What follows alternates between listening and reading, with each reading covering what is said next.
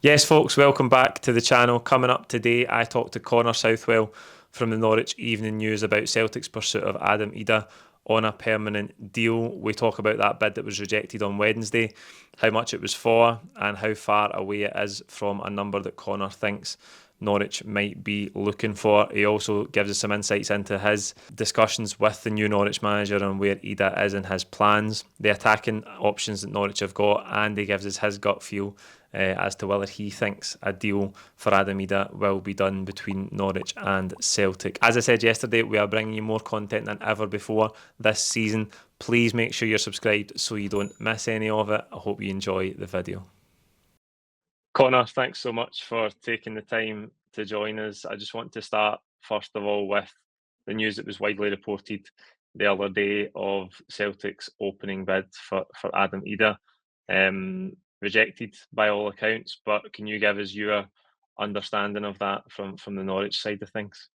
Yeah, from the Norwich side of things, that's pretty much how we're set. The noise is certainly in Norfolk that Norwich have a valuation for Adam Idah that hasn't been met at this stage, and so it rumbles on. I think Norwich were very clear both to Adam Idah's representatives, but also to, well, maybe through Adam Idah's representatives to Celtic, but we never quite know how these things work. But Celtic are definitely aware of the value that I think Norwich City have in mind for a player that, and I know we're going to get onto this, but a player that at the moment they don't really want to sell. So yeah, it's a really interesting dynamic, and I think you've mapped it out pretty perfectly there. There has been an approach that hasn't been deemed enough, and so the show goes on, so to speak.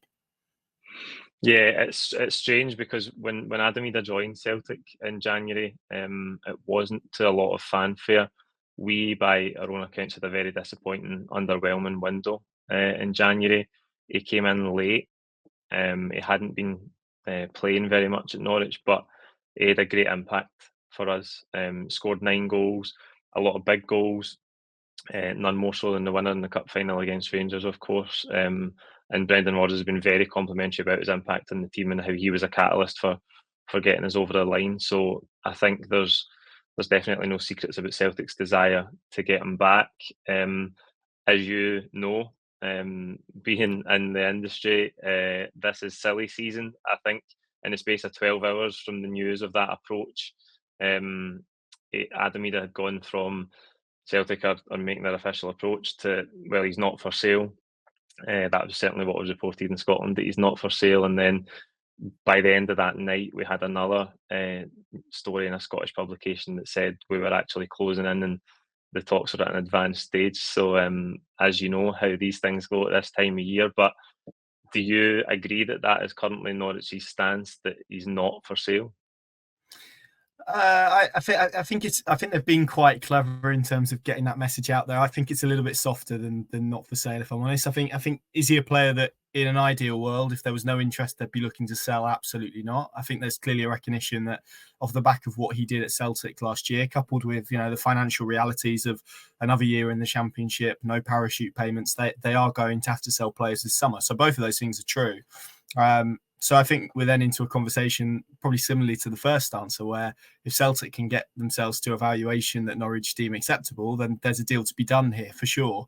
But it was interesting. We sat down with Johannes Hoff, Thorup, who's the new Norwich manager, a couple of weeks ago now, actually, and my colleague Paddy Davitt asked him about Adam Idah directly, and he was very clear in terms of his response that is a guy that he wants to watch in pre-season in closer quarters. Ultimately, as we said, the financial realities, working with sporting director, juggling kind of life post parachute payments, post Premier League, there would be probably a decision that would be taken out of his hands, so to speak. So yeah, I think it's a really interesting situation that's going on, and I think you summed it up quite nicely. I call this sort of phase of the transfer window the Wild West, because you just get people shooting in various directions, and there's not a lot of hits a lot of the time. And again, someone's closing in, is another person's approach rejected. So I think you can get into the realms of there's a lot of space between a deal not being done and it being done that is filled by a lot of stuff. But I think if you caught Adam Idah in a quiet moment, honestly, given the impact, and he's probably said this publicly, really, he'd like to return to Celtic.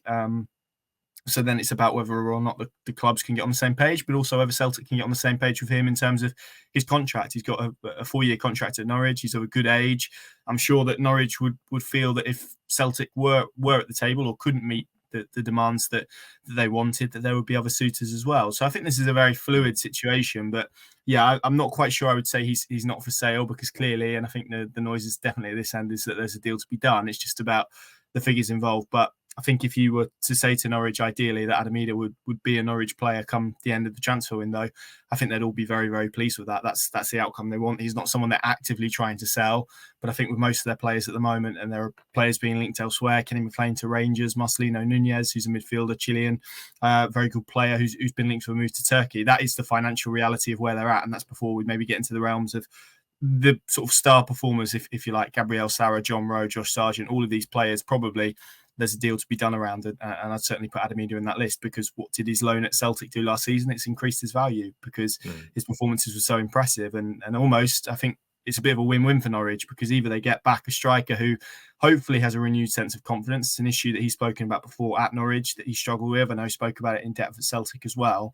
So you hope then to cash in on that in terms of on the pitch. But if that isn't the case and Celtic do stump up the cash, or someone else does, then you get good money for a player at good age who is an academy product. And we know now in the game that is pure profit, so to speak. So, yeah, I think for Norwich it's a little bit of a win-win. But, yeah, I think their position's a little bit softer than not for sale. Yeah, that's music to my ears, and I'm sure to many people watching as well. Before we come to the golden question of what that fee might look like that Celtic have to get to, you mentioned you had the chance to talk to the new Norwich manager, and I know that everybody starts with a clean slate under a new regime. But what's your opinion on where Adam Idah might sit in terms of the attacking options that Norwich have currently got? Yeah, it's interesting. Like you say, sometimes you can speak to a new manager and they can almost dance around the question, or it can be worded in a quiet way that's not definitive. He was very direct, very definitive. No, this is a guy that I want to watch. This is a guy that I want to work with. His profile, he feels, suits the style of play that he wants to implement. Again, there's a very live situation in that you've got another guy there, Josh Sargent, who has scored lots of goals. Will undoubtedly attract interest this summer, and is attracting interest this summer.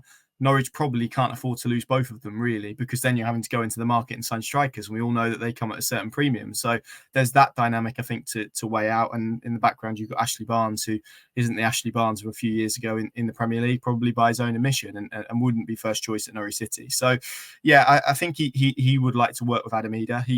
He feels and sees real value in him as a striker in terms of the profile of his style of play, but equally, I think culturally where he wants to take Norwich, which is a place of getting young players a little bit more integrated, reconnecting. There's been a little bit of a loss of it here in the last 12 months of academy players coming through to the first team. I think he wants to reconnect that, and Adam Idah, in a sense, could be used as the poster boy for that, really, because he come through Norwich's academy after they plucked him at a really young age out of Ireland, and it hasn't for a whole multitude of reasons. We could probably do a half an hour show on why it hasn't quite worked for Adam Idah at Norwich City, and there's lots of reasons. In a nutshell, not being sent out on loan early enough, really.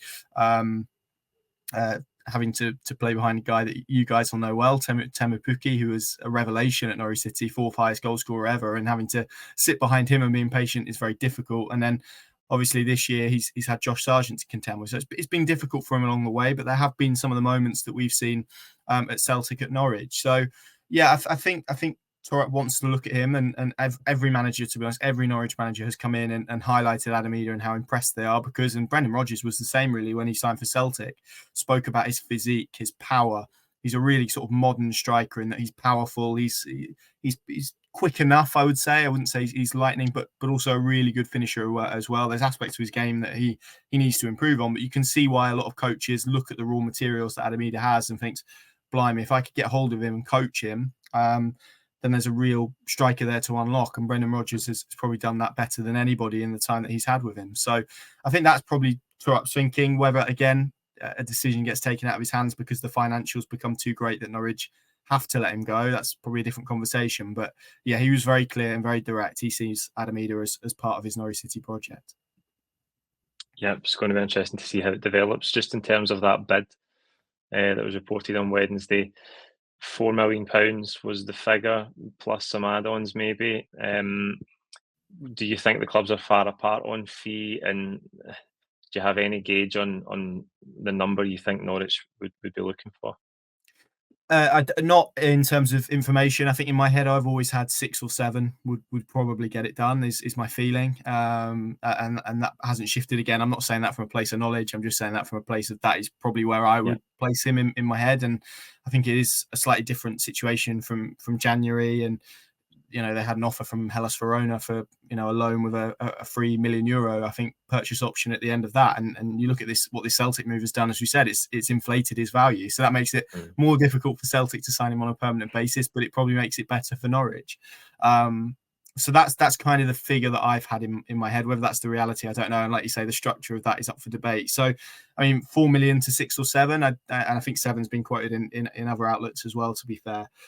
That's not a big or the biggest jump in the world. I think there's been some talk about Celtic potentially selling O as well, hasn't there, and trying to fund it that way. But that doesn't necessarily feel to me like they are so far apart that it's impossible. I think there is probably scope to and a bandwidth to get on the same page. I would suggest if they could strike a deal and get everything sort of arranged structurally that they would like. And I guess the other caveat that I would throw in, again, not from a place of knowledge, but purely, I know Norwich fans have been speaking about this, but the option maybe for a Celtic player to come the other way, is there that potential there? I know Mikey Johnson is someone that they've been linked with before and had a really good loan spell at West Brom, and I know that Norwich have admired him in the past. So again, whether there's different ways to sort of bridge that gap, I don't know, but I wouldn't say that is an impossible gap. We're not talking about a chasm, we're talking about one that probably is possible to get around the table and get on the same page, I would suggest, particularly if Adam Idah is communicating that he would like to return to Glasgow.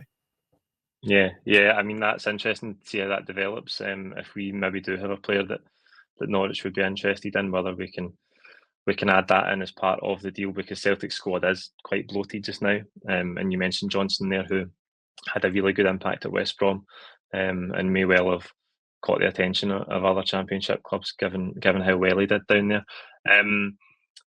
Celtic find themselves in a strange position where, I mean, we've been financially strong for a long time, but this year we are sitting on a lot of money, and that's why the sort of inaction so far is creating a bit of anxiety in the Celtic fan base. But I suppose there's also that dynamic in the negotiations where a selling club knows that Celtic have a good bit of money and they want to get the best deal. And listen, Celtic are responsible for putting themselves in that position. But I think if they want the player, they're going to have to find a way to structure a deal and get to the price that Norwich are looking for. Connor, I don't want to keep you too much longer, but I suppose finally, just your gut feel on whether you think the deal will get done or not.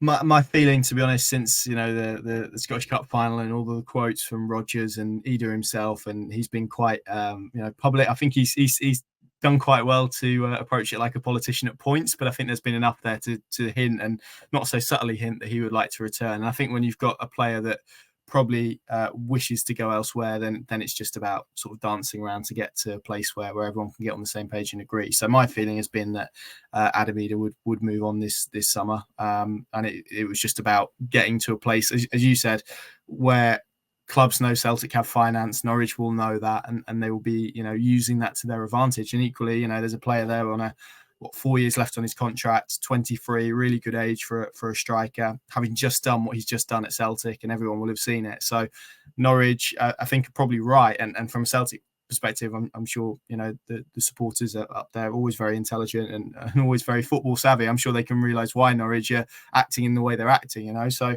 for me, as I said, I think there is a bridge here that can be built, and there is an agreement to be struck, and it's just about the dance that everyone's doing to kind of get there at the moment. I feel like we're probably in the third or second pirouette of that particular dance.